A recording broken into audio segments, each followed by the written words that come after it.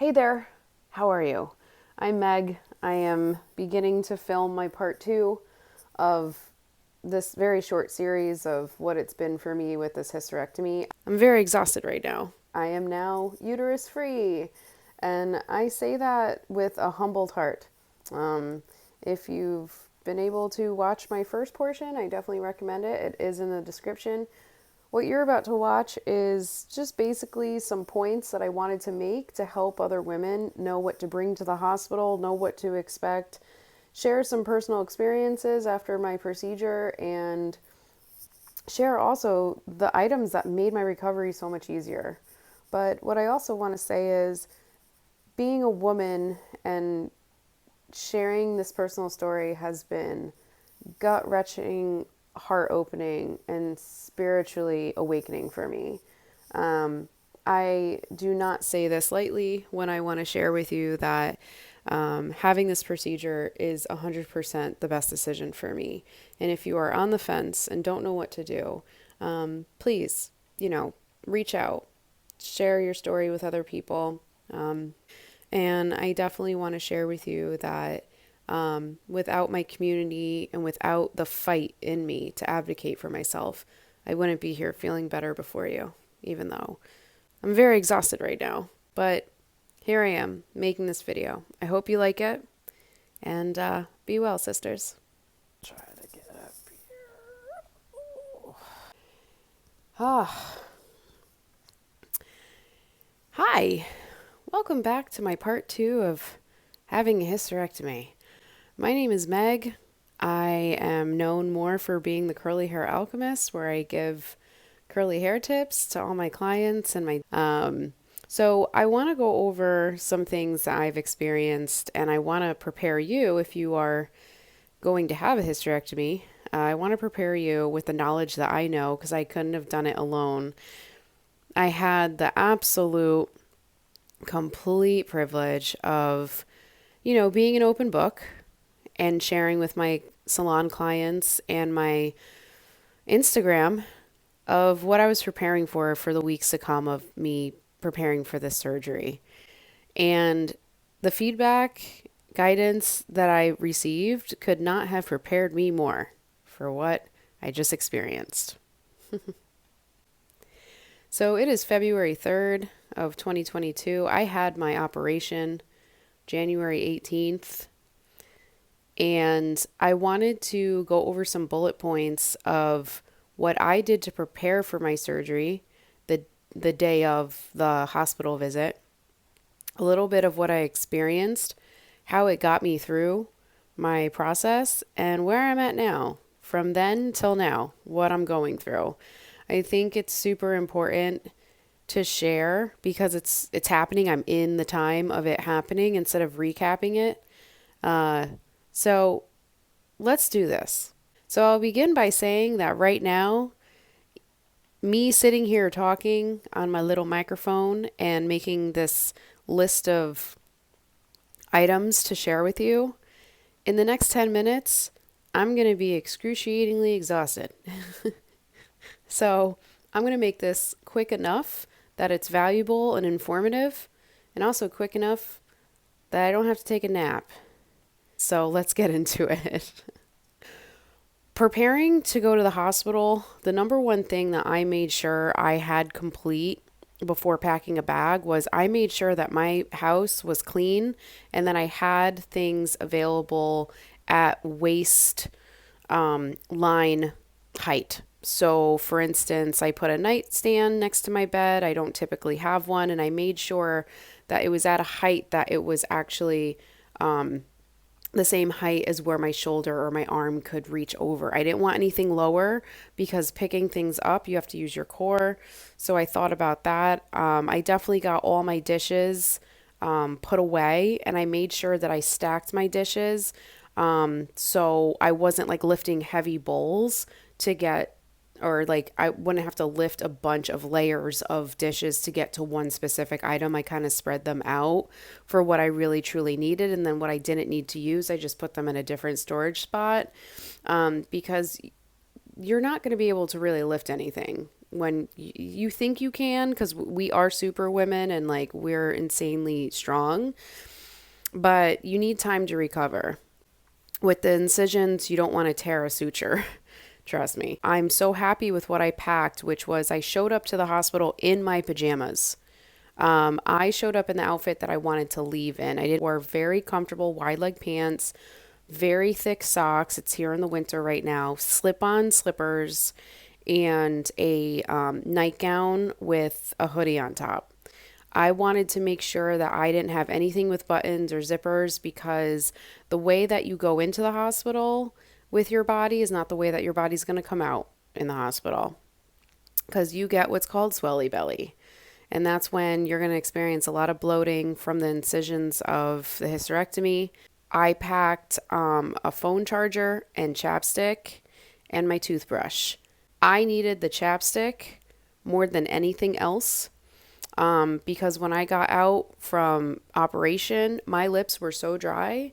And what I also packed, which I think was super essential, was several bags of peppermint tea. Right when you start to wake up from that anesthesia and you feel a little bit more kind of bushy-tailed, to say the like this, I don't even know if bushy-tailed is the proper term, but you feel more awake than when you first wake up from the surgery. Your throat is going to feel, like my throat felt very scratchy because they do put a tube down your throat during operation. When I tell you, I could not have saved myself more than ever with that peppermint tea, because that gas that they pump your stomach with the CO2 to be able to have the camera go through you laparoscopically, that shows up right away. It shows up in your chest, in your ribs, your shoulders, your back. It's extremely uncomfortable. Now, peppermint tea is mostly designed for digestion, but peppermint tea is also a soothing herb. It helps relax your muscles, and just by the smell of it, you can breathe in deeper because you have a lot of shallow breathing that you don't realize you're going to have because your stomach is so inflamed and you just don't feel everything right away. You're still pretty numbed out that you just kind of breathe up in here. So that can cause what I experienced was like kind of like an asthmatic feel. So the peppermint tea, when you kind of huff it in and breathe it in, it really helped me open my lungs. So I hope that's really helpful for you. But the number one thing that I kept requesting from the nurses was honey packets. Honey packets help soothe my throat, given that I went so long without water and without food. I was pretty dehydrated, and the honey just helped kind of keep my sugar levels balanced. And man, that was the most amazing tasting thing I've ever had from going that long without water and food. I was released to go home. When I tell you, the first week after the surgery, I was just showered with so much love and so many acts of service from friends and family. It felt nice. I'm not going to lie. It was so nice. I slept a lot. I was laying down a lot. The gas was the worst. It was worse than the incisions. Heated bottle was my best friend. And now I will never, ever not sleep with a pregnancy pillow. I absolutely love both of those items. In fact, I put all the items that I really recommend that you have during recovery in the description below with a really easy link to just click to them, because without those items, I would not have had a comfortable recovery and a soothing recovery. So prepare yourself for just a lot of kind of like muscle spasming of the organs trying to get put back in place. I did have rectum spasming. Basically, I messed up and ate food that was too heavy. If I could go back in time, I probably would have just stuck to really light brothy soups and salads and not have had what my lovely friends and family and clients had given me, which was like heavier stuff like rice. Broccoli was too heavy. Chicken was actually too heavy. So I had a hard time releasing the gas. And when they say, hey, get up and walk around from the nurses are trying to save you from a lot of discomfort. If you can, just pull yourself out of whatever tiredness you feel and go walk around for at least 10 minutes. It makes a huge difference. It helps with, releasing your bowels more properly. The anesthesia leaving the body for me was excruciating. Once that subsided after about a week and a half, I started to feel much better about a week ago. I wouldn't say I have more energy. I have more resilience to, just like sitting still and, getting just recharging my battery a lot more. You are going to be very uncomfortable and you're going to be wiped out the next day and you're not going to want to do anything because I did that. I overdid it one day and I started spotting a little bit too much. And I think it was mostly because I was just trying to be superwoman because I live by myself. I'm independent. And when you're so used to being independent, you don't realize like how much you rely on yourself. But relying on my community has been the biggest lesson.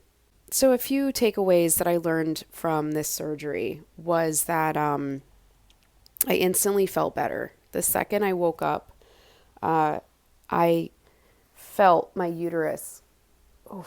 I felt my uterus was gone. In fact, I have these two oranges here that replicate the weight and the size of what my uterus was. My uterus was 3/4 of a pound, and these oranges pretty much show how large my uterus was on a daily. So the second I woke up from that surgery, just not feeling that pressure, I don't have to pee every 10 minutes anymore. I'm not feeling things bulge and then decrease because of the way that they interact with your uterus is they're these growing benign tumors that take in all this blood and then sometimes they release and sometimes they just keep building more pressure. So that was super great. I knew the second I woke up, I was like, oh my goodness, I already feel better. And then another thing that I learned was intermediate use of Tylenol and ibuprofen every 3 hours was the best pain med I could ever have. I didn't use the strong stuff, ibuprofen, 500 mLs, and then after 3 hours, I would switch to Tylenol, 500 mLs periodically for almost a week and a half. And that really made a big difference. There was one day where I just stuck to Tylenol, and without that switch to ibuprofen, I was very uncomfortable. What I also took away from this was women helped me so much with this surgery, preparing for it, checking in on me. I mean, we really do have a sisterhood when it comes to bonding over our sexual organs and the experiences that we go through on a personal level. We really do come together. So I just really want to take this moment and thank every single one of you. You know who you are, and you helped me tremendously. A community called the hystersisters.com, and it's free. You just sign up, you log in, you register. It takes all of 4 minutes. So with all of that said, I hope I remembered everything I wanted to share with you. I will be making another video in a few weeks of what it is to be back in the world after recovering and what am I still recovering from, and how am I managing work being back at the salon, how am I managing running my online business, because I know this is going to take some time for me to feel like myself again, but I know that my life is going to be so much better without having my uterus. And I want to thank you so much for watching this video. And please, check out those items in the description. They were extremely helpful for me. This has been a very potent time.